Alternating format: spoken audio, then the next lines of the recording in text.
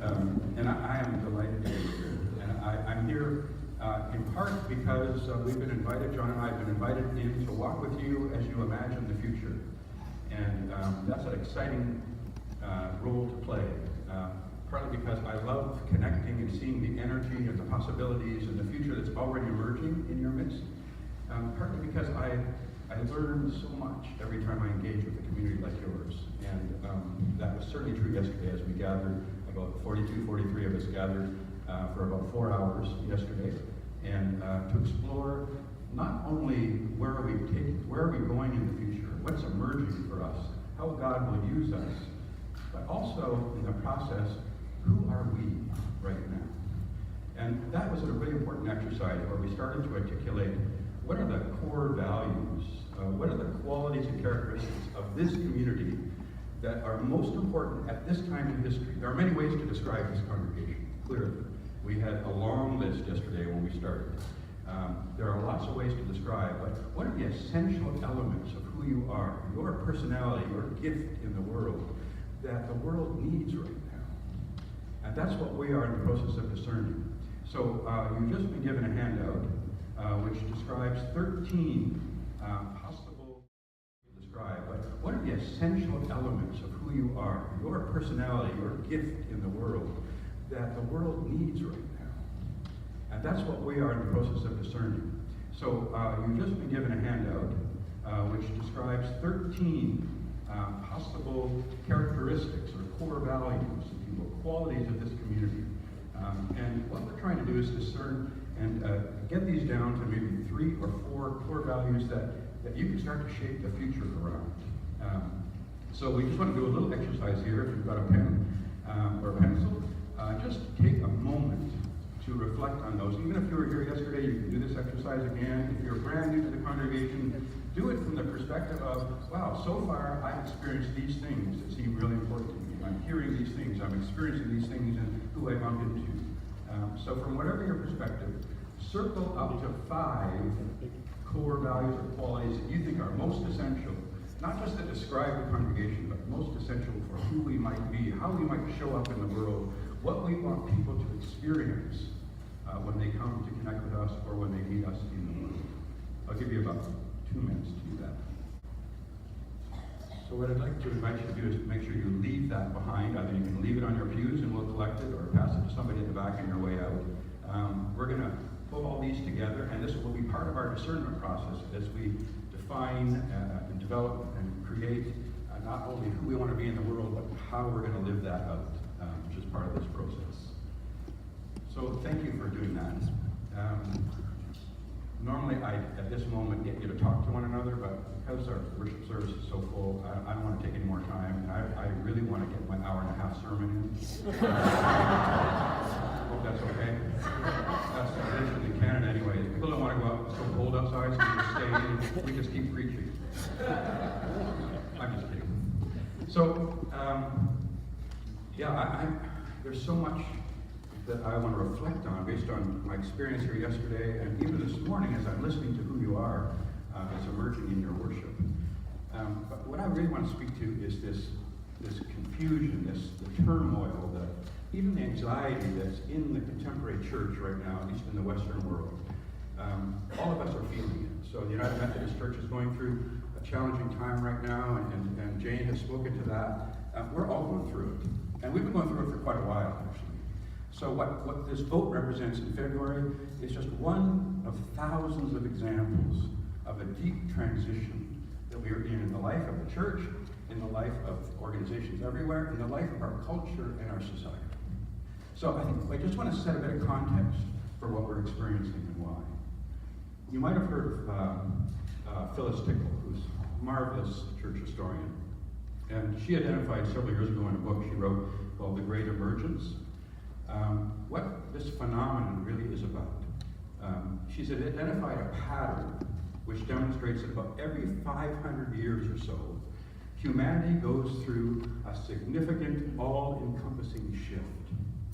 And that impacts every part or element of our human experience, the social, the cultural, the economic, the political, the intellectual, and the religious.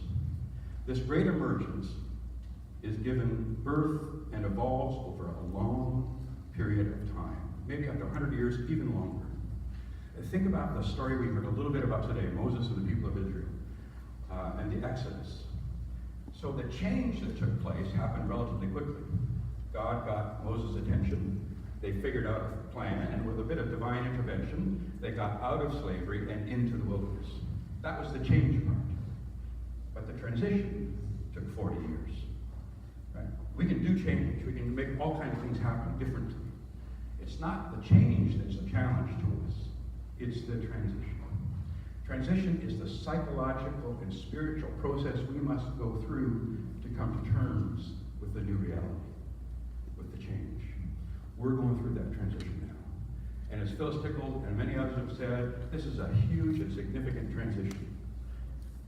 Bishop Mark Dyer, American bishop, said maybe the only way to understand what's happening to us in the 21st century is to first understand that every 500 years or so, the church holds a giant rummage sale.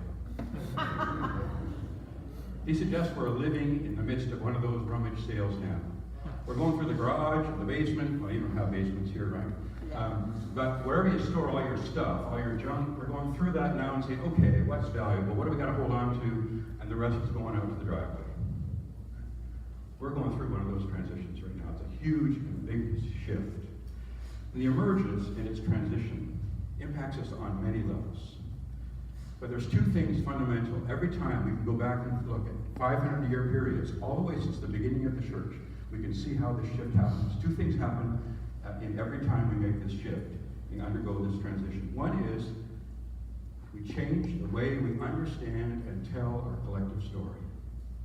You think about the last 100 years, how our story has changed, how we tell our story so differently. Think about the last transition 500 years ago, the Great Reformation, how the story of the gospel changed fundamentally. Second thing that happened, and happens every time we go through one of these 500-year transitions, is we answer how we answer the question, where now is authority? Authority shifts. Think about the Great Reformation 500 years ago. We shifted from the papacy to Scripture, from institutions and hierarchy to the people of God. That was a long, slow shift, and we're still making it in some ways, but it was a big shift. Think about the last 100 years as we've gone through this transition. What's happened to us? Darwin and Freud and Einstein and the invention of the car and the radio and television, computer, and now the internet. Think about all the upheaval in 2 world wars and all the subsequent movements of social change and civil rights, the revolution in science and quantum physics, in psychology and our understanding of the human mind and the soul, the rise of technological innovation. Is it any wonder that collectively our common story and our answers to the question, where now is authority, are changing so dramatically? The vote in February is just one more sign that authority is shifting. It's part of this huge and significant transition we're part of. But there's a couple of things we learn when we look through history, the last 2,000 years, and how every 500 years we make one kind of shift or another in this deep transition. One is a more vital kind of Christianity has always emerged. Every time. Second, the organized expression of Christianity, which up until then had been the dominant one, gets reconstituted. Some new form emerges. New ways to organize our practice of faith are embraced. And yet we're still able, somehow through these big changes, to hold on to the essence, the best of who we are through the process. And third, every time these old structures are broken, faith is spread, sometimes even dramatically. But somehow, even though we go through a dying process, resurrection takes place, renewal happens. We, I think, are invited again to trust the fact that we're going through one of these deep transitions, and God is with us. And that if we trust the practice of our own faith, we will experience renewal in different kinds of dramatic ways. As a society, we've been immersed in a century-long transition, and we see the evidence of that all around us. But being a faith community, you would think that we of all folks would be comfortable and even excel at this time of change and transition. We who have the story of dying and rising that's imprinted on our hearts, You'd think we would be experts at this, but my experience is we're not. We're just like every other organization in the Western world. We're really deeply struggling with how this change happens. I remember hearing a story once of a woman who was really frustrated after a really difficult annual general meeting at her church. Do you have AGMs, annual meetings? They're a lot of fun, aren't they? And some of them can be a little bit difficult. So this woman, they had one of these really tough meetings where nobody was getting along, and there was a lot of grouchiness, and there was a lot of conflict. So she went to her minister afterwards and she said, Pastor, if Jesus knew what was going on in our congregation, he'd roll over in his grave.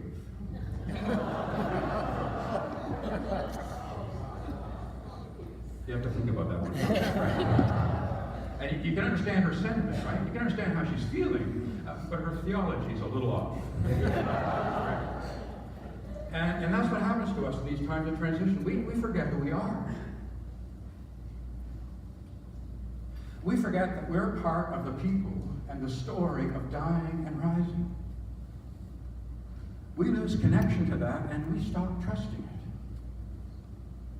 And we're being invited now, as we've always been, to trust more than ever that dying and rising are part of the one great story, the one large pattern that the divine story unfolds time and time again. This is the truth that we've been asked to embrace. Not some transactional thing, Jesus died for our sins and therefore we're saved, we go on with life. Did you think it really was going to be that easy? No. We're invited, deeply invited, to trust this to the point where we're willing to let go of the small things in our lives, that space can be created for new life. This is not just on some corporate level or some theological or psychological level. This is at the depths of who we are as individuals and who we are as communities. So if you and I are invited to take this journey, to look at ourselves and let go of some of those things we think are precious but maybe need to go so we can clear space for love to be born in us, isn't it also true that we as communities must look at one another in faith and say there are things that we must let go of, that we must die to in order for space to be created so that love can be born again in the new ways that must be born so that the world can hear and see and receive us. This must be the story that's unfolding now in this great time of transition. Let's be clear about one thing, about why Jesus died. We have many theological reasons for why Jesus died. I don't want to get into this great theological discourse about the death of Jesus. But I think one thing we can be clear about when we read the Gospels, especially reading Mark, the first account of the death and resurrection of Jesus. Jesus died because his vision of love threatened the powers that be. He died because his vision of love threatened the powers that be. His very public movement of compassion and justice, of including all those who were not welcomed into society, was seen as a direct challenge to the empire, the dominating powers of the day. The cross shows the way of kenosis. That's a Greek word meaning self-emptying. Again, the cross shows us the pattern of all life. That when we empty ourselves, when we trust enough to empty ourselves, resurrection comes. When we trust enough this essential path to get out of the way so love can be born in us and through us to change the world, resurrection happens. How difficult is this experience? I was introduced to kenosis, this idea of self-emptying, at a very early age. In fact, it was grade 1. Grade 1 with my teacher, Miss Jury. I'll never forget her. She had this marvelous way of creating this space in our grade 1 class that was so safe for us, yet so full of adventure and curiosity, and so nurturing at the same time. I fell in love with her, even at my young 6-year-old heart. I knew I fell in love with Miss Jury. One day, Miss Jury handed out a package of seeds to every one of us. She walked through the classroom and put down a package of seeds on her desk. I remember watching her hand as it came down on my desk, and and this package of seeds was sitting there. Immediately, I fell in love with those seeds. They were a gift from Miss Jury. She said, tomorrow, children, we're going to go outside, we're going to plant these seeds in the ground. And I said, no way, I'm taking my seeds home. I put them in my pocket, I took them home at night, and I put them in my bedroom, and I remember looking at my seeds, thinking, wow, seeds from Miss Jury. Went to school the next day. She said, okay, children, we're going to go outside. We all went outside. Everybody's digging dirt in the garden right below our classroom window. I'm sitting back, hand in my pocket, feeling my seeds, not putting them in the ground. Everybody else is planting the seeds, getting dirty and messy. We go back into the classroom. I can see Miss Jury watched me. She knows. She and I have a thing, right? I'm keeping my seeds. Class ends for the day. I'm walking out the door with everybody else. She says, Donald, could you stay for a moment? I walked back in. She said, Donald, what are you going to do with those seeds in your pocket? I didn't say a thing. She said, you know, those seeds in your pocket, if you keep them there, they're only going to get old. They're going to start to smell. In fact, they're going to die. But if you put them in the ground, they will become something beautiful. She took me outside, helped me dig a bit of a hole, put the seeds in the ground, covered it up. And you know, Miss Jury was right. Seemed like only a few weeks later, out below our window, something beautiful that I was a part of, that my relationship with Miss Jury was a part of. It was way bigger than a package of little seeds stuck in my pocket. A dying and rising in our lives, individually as families, in relationship, and in community, is the great pattern of life. It's the only story that we keep living in every dimension of our lives.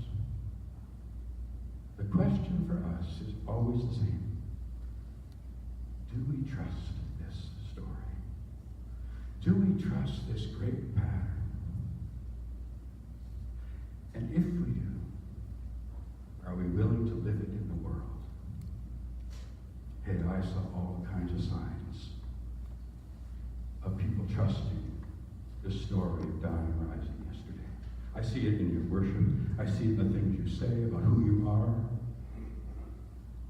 I invite you to hold on to this great pattern, this great story, to trust it long enough that you can go deep enough, that you can create enough space that love will be born. It will be born again. And I look forward to watching how your garden will grow into beauty, that the world will interact with you in ways that transform not only you, but transform them and everyone around. That's the gospel truth.